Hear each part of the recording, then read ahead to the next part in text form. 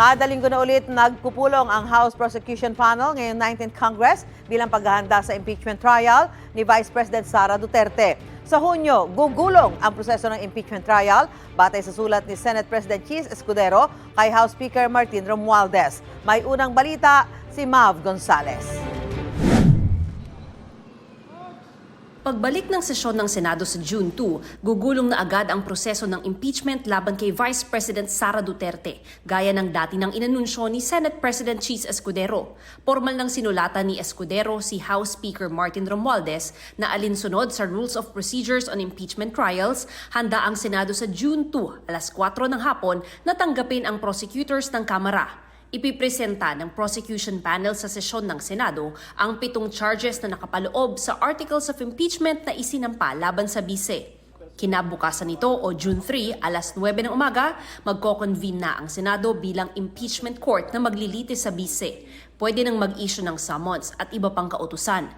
Pinadalhan din ng kopya ng sulat si VP Sara. Sinusubukan ng GMA Integrated News kuna ng pahayag ang bise, pero dati na niyang sinabing gusto niyang matuloy ang impeachment trial na ani ay gusto niyang maging madugo.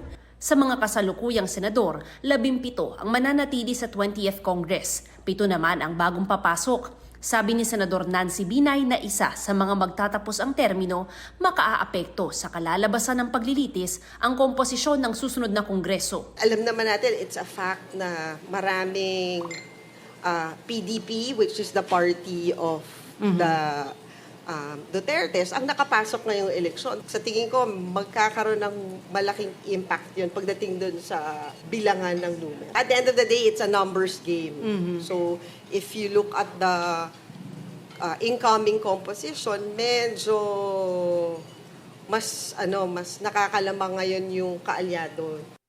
Gayunman, paalala ni Binay, kailangan pa rin suriin ng senator judges ang mga ebidensyang ihaharap.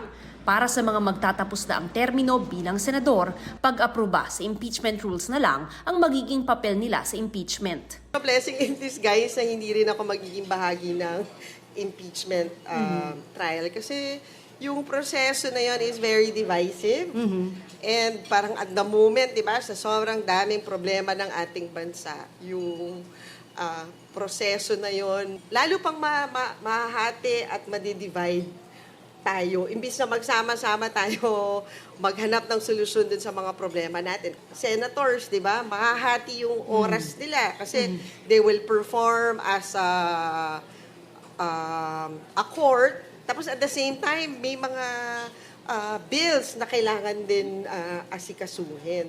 Bilang paghahanda naman sa nalalapit na impeachment trial, nagbalik na ang lingguhang pulong ng House Impeachment Prosecution Panel. We discussed the letter of the Senate President sent to the House of Representatives that we will present the articles of impeachment on June 2 before the Senate.